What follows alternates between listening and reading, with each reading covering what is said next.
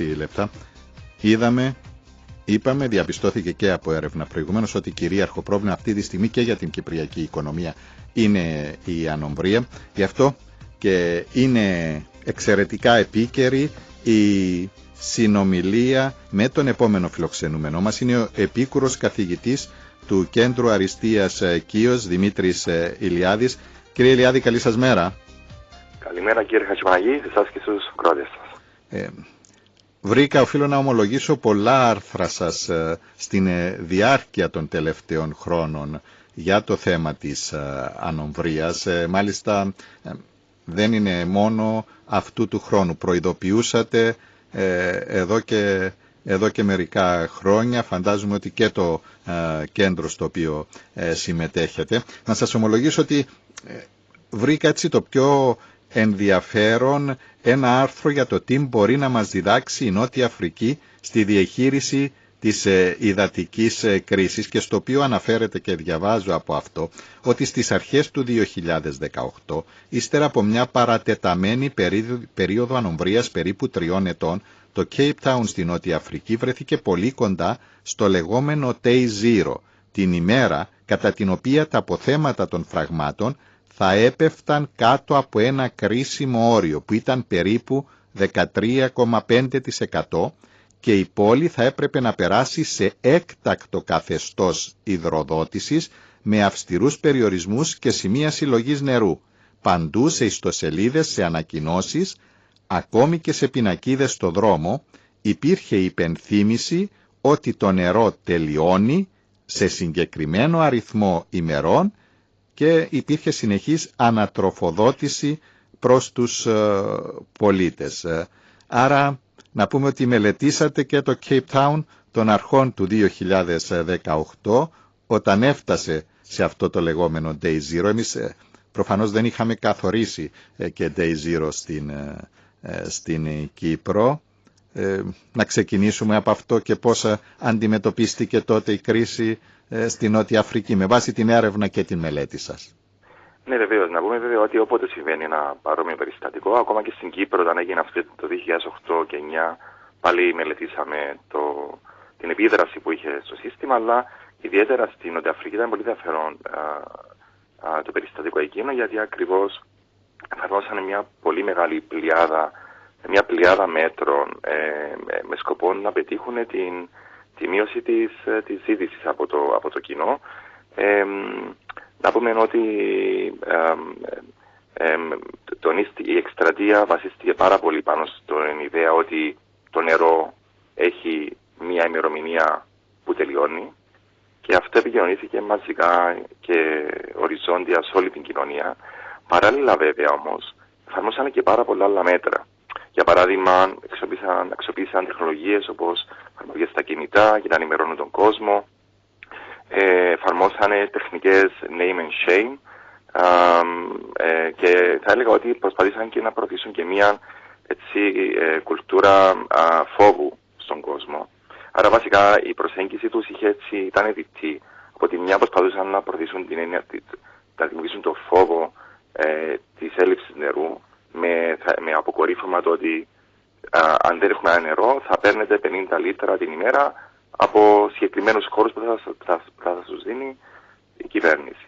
Από την άλλη όμως, κάνουν και κάτι καλό, κάτι με θετικά μηνύματα. Δηλαδή προσπαθήσανε με τη χρήση στοχευμένων μηνυμάτων να εξηγήσουν του κόσμου πόσο νερό καταναλώνει σήμερα, πού πρέπει να φτάσει, και να δώσουν έτσι με μια θετική ανατροφοδότηση στον κόσμο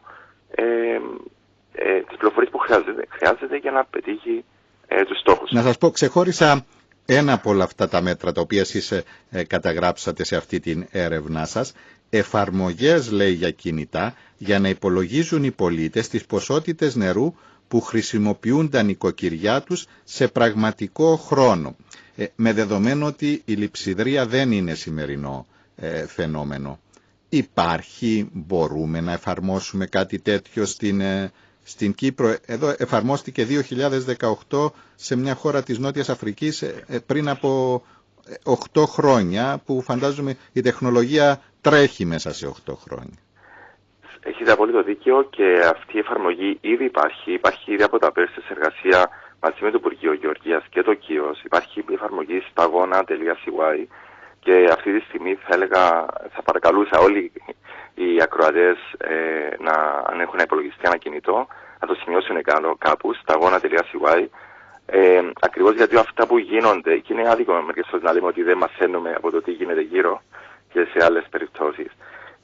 Πράγματι αυτό ήταν ένα από τα πρώτα μέτρα που υποστηρίξαμε και εμείς ως Πανεπιστήμιο, το Υπουργείο, γιατί είναι το πρώτο πράγμα που πρέπει να ξέρει ο κόσμος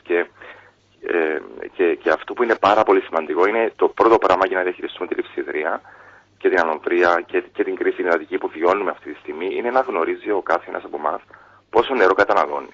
Και αυτή τη στιγμή αυτό είναι το πιο μεγάλο πρόβλημα. Δεν χρειαζόμαστε αυτή τη στιγμή το φόβο, την καλλιέργεια του φόβου, χρειαζόμαστε την ενημέρωση. Και αυτό πράγματι που πέτυχαν και στην Μεταφρική ήταν ότι υπήρχε διαφάνεια στην επικοινωνία της πληροφορίας. Για παράδειγμα, ο μέσος καταναλωτής στην Κύπρο ξέρουμε ότι καταναλώνει περίπου 140 με 150 λίτρα το άτομο την ημέρα στο σπίτι του.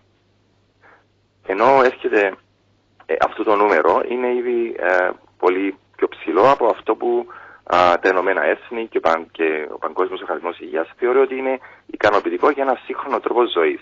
Δηλαδή, να το πω έτσι για να καταλάβει και οι ακροατές μας, στη Δανία ο μέσος Δανός καταναλώνει 100 λίτρα το άτομο την ημέρα. Ναι, ο μέσος Κύπριος θα σας απαντήσει ότι στη Δανία δεν υπάρχει τόση ζέστη και άρα χρειάζονται λιγότερο νερό από ότι στην Κύπρο, και να σας λέω ότι θα σας απαντούσαν στα μέσα κοινωνικής δικτύωσης που θα τρώγατε ξύλο ενώ διαδικτυακό, ότι να μας συγκρίνετε με μια χώρα της Μεσογείου και όχι με μια χώρα σκανδιναβική που διαφέρει σε όλα, ακόμα και σε νοοτροπία από την Κύπρο. Σαφέστατα. Σίγουρα και αυτά παίζουν ρόλο. Είναι πολύ σημαντικό όμως αυτή τη στιγμή να αντιληφθούμε ότι υπάρχει ένας περιορισμένος αριθμός νερού και για να το καταλάβει και ο κόσμος με νούμερα, γιατί μου αρέσει πάρα πολύ να μιλάω με νούμερα και να ανατρέπω τα νούμερα και σε μορφή που να μπορείτε να αντιλαμβάνεται και ο κόσμος ο καθημερινός. Άρα αυτή τη στιγμή ζητούμε κάθε χρόνο περίπου 110 εκατομμύρια κυβικά μέτρα νερό. Αυτό τι σημαίνει πρακτικά? Είναι 300 λίτρα το άτομο την ημέρα. Αν θεωρήσουμε ότι έχουμε πληθυσμό 1 εκατομμύριο είναι 300 λίτρα το άτομο. Αυτό χρειαζόμαστε να διατηρήσουμε το επίπεδο της ζωής που έχουμε σήμερα. Αυτή τη στιγμή οι αφαλατώσεις που θα έχουμε έτοιμες το 2026 είναι 86 εκατομμύρια, που αντιστοιχεί σε 235 λίτρα το άτομο. Άρα αντιλαμβάνεστε έχουμε ένα έλλειμμα τώρα αυτή τη στιγμή περίπου 65 λίτρα το άτομο την ημέρα. Η κυβέρνηση ήρθε και είπε ότι θα δώσουμε 103 εκατομμύρια κυβικά μέτρα, το οποίο πρακτικά αυτό σε τι αντιστοιχεί? Πάλι για να καταλάβει ο κόσμος. Έχουμε 11 μήνες, είναι νερό που αντιστοιχεί σε 11 μήνες. Άρα έχουμε μπροστά μας δύο επιλογές. Ή θα διαλέξουμε σε ποιο μήνα δεν θα έχουμε νερό στην Κύπρο, ή θα εφαρμόσουμε κάποια μέτρα εξοικονόμησης. Τα μέτρα εξοικονόμησης, και θέλω να τονίσω, δεν αφορούν μόνο τους οικιακούς καταναλωτές, είναι και οι επιχειρήσεις και τα ξενοδοχεία, αλλά επίσης και η προσπάθεια των οργανισμών να μειώσουν και τις απώλειες νερού, τις διαρροές, τις πραγματικές διαρροές.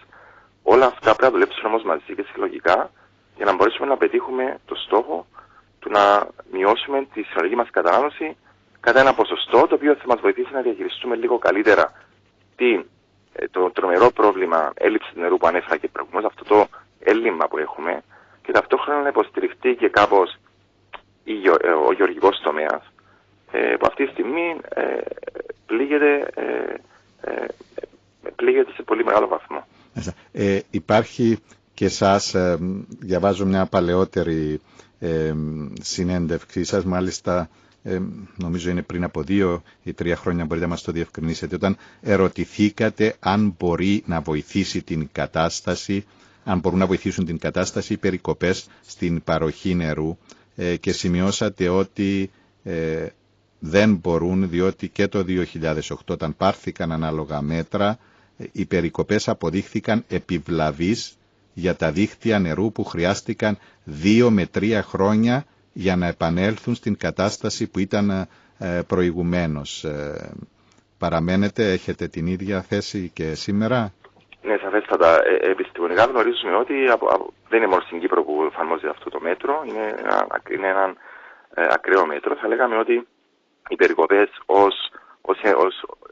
τεχνικά μιλώντας δεν προσφέρουν σε κάτι στη μείωση των απολειών και στη μείωση της κατανάλωσης. Αυτό που κάνουν είναι ένα σοκ στην κοινωνία και εξού και όντως μπορεί να υπάρξει μια μείωση στην κατανάλωση, αλλά η μείωση είναι επειδή υπάρχει αυτό το αυτή η ψυχολογική επίδραση πάνω στον κόσμο.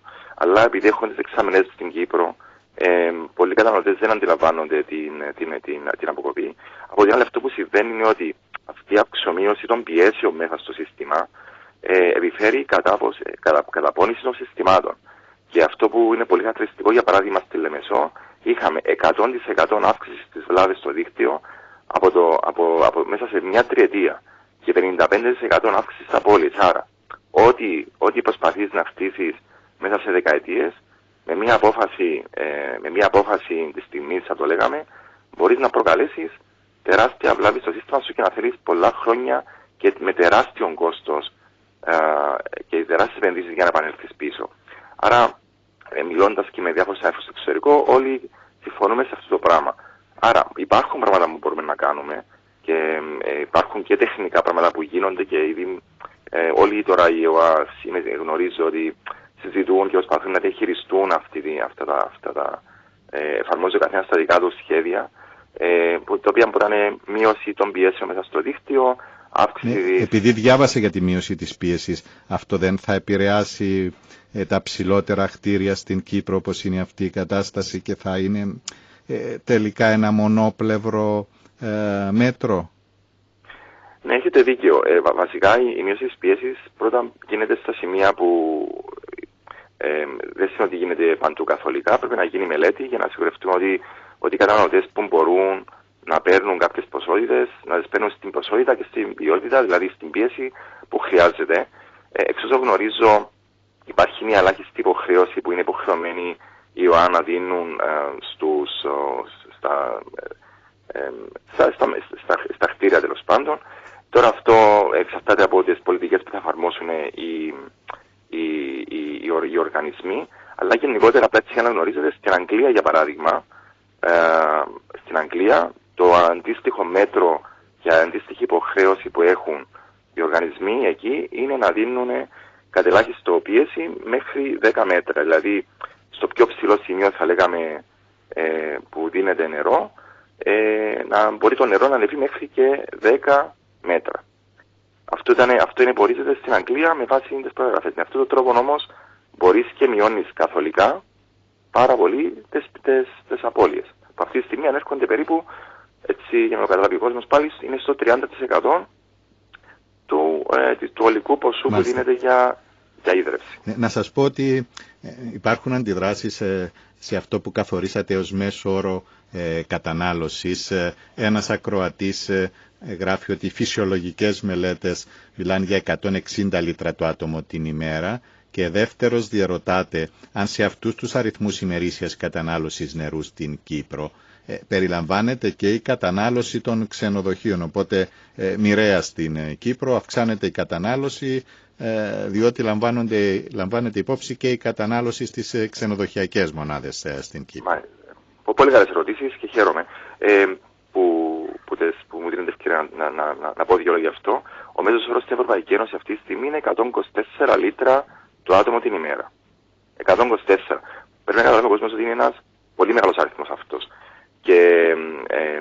Και επίσης είναι πολύ σημαντικό να καταλάβουμε ότι ένα πολύ μεγάλο μέρος αυτής της ποσότητας είναι εξαιτίας του μπάνιου. Όχι, για παράδειγμα, αν είναι ο μέσος όρος, το μεσογειακό μπάνιο είναι 9 λεπτά, αυτό είναι περίπου σε 100 λίτρα, 90 με 100 λίτρα την ημέρα. Άρα, γι' αυτό και λέμε ότι με 2 λεπτά εξοικονόμηση, δηλαδή κλείνοντας το νερό που κάνεις σαμπού ή που κάνεις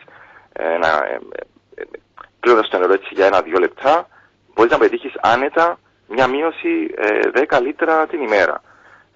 Άρα αυτό το νούμερο που λέμε 160 μπορεί εύκολα να πέσει στα 130, στα 125 που είναι και ο ευρωπαϊκός μέσος όρος μέσω αυτού.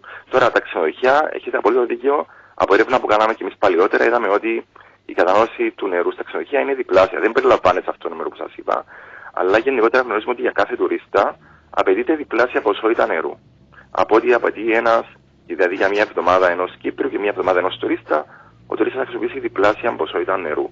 Και εδώ είναι που απαιτείται και η συνεργασία με τον τουριστική βιομηχανία, με κατάλληλη στόχευση και μηνυμάτων, τα οποία να βοηθούν και να ενημερώνουν και τους τουρίστες για να έχουν και αυτοί μειωμένη κατανάλωση. Είναι πάρα πολύ σημαντικό γενικότερα όλες οι επιχειρήσεις στην Κύπρο αυτή τη στιγμή να προβούν σε μια μελέτη και να δουν πώς μπορούν και αυτοί να συνεισφέρουν στη μείωση της κατανάλωσης. Είτε αυτό είναι τουριστική βιομηχανία, είτε είναι αυτή οτιδήποτε άλλο. Και σίγουρα η σύγκριση ότι πρέπει να υπάρχουν και κίνητρα. Είναι πάρα πολύ σημαντικό να υπάρχουν κίνητρα τα οποία να βοηθούν αυτούς τους οργανισμούς να πετύχουν αυτούς τους στόχους. Το ίδιο και με τα νοικοκυριά. Είναι πάρα πολύ σημαντικό να δίνονται τα εργαλεία, ακόμα και αν χρειάζεται και για αγορά, ανταλλαγή εξοπλισμού, τοποθέτηση μηχανημάτων που να μειώνουν τη ροή στο σύστημα, για να μπορούν να πετύχουν αυτά τα αποτελέσματα. Ακόμα και μπορεί να υπάρξει και πίστοση, για παράδειγμα, για τους καταναλωτές που πετυχαίνουν τους στόχους τους, είτε αυτό είναι μεγάλες επιχειρήσεις, είτε είναι και οι καταναλωτές, να μπορούν να παίρνουν κάποια πίστοση και να μπορούν να την εξαργυρώνουν με κάποιο τρόπο, να δημιουργήσουμε και αυτή την έννοια της θετικής ανατροφοδότησης, θα λέγαμε, και να μπορεί να υπάρξει αυτή για να επιτύχουμε αυτούς τους στόχους. Κλείνοντας να πω ότι απλά να πω ότι είναι πάρα πολύ σημαντικό αυτή τη στιγμή να ξεκινήσουμε να παίζουμε αυτό το μήνυμα στα σχολεία και στα μέσα ενημέρωσης, όχι την καλλιεργία του φόβου για περικοπές, αλλά το μήνυμα του πόσο νερό καταναλώνουμε σήμερα και το πώς μπορούμε να πετύχουμε τη μείωση της ζήτησης του νερού. Για να κλείσουμε, είμαστε κοντά στο λεγόμενο Day Zero στην Κύπρο, κατά την άποψή σας? Κοιτάξτε, διότι είπαμε ότι στην Νότια Αφρική με 13,5% αποθέματα στα φράγματα το χαρακτήριζαν Day Zero. Εμείς πέσαμε πολύ πιο κάτω. Το Day Zero είναι μια ημερομηνία φάντασμα, η οποία δεν θα έλεγα ότι αυτή τη στιγμή είμαστε κοντά. Έχουμε πολύ περιθώριο μπροστά μας για να το διαχειριστούμε. Έχουμε πάρα πολύ χρόνο μπροστά μας για να το διαχειριστούμε μέσα στο 2026. Αρκεί να συνεργαστούμε. Αρκεί να συνεργαστούμε όλη η κοινωνία, η βιομηχανία, ο τουρισμός, για να μπορέσουμε να πετύχουμε το στόχο μας. Μάλιστα.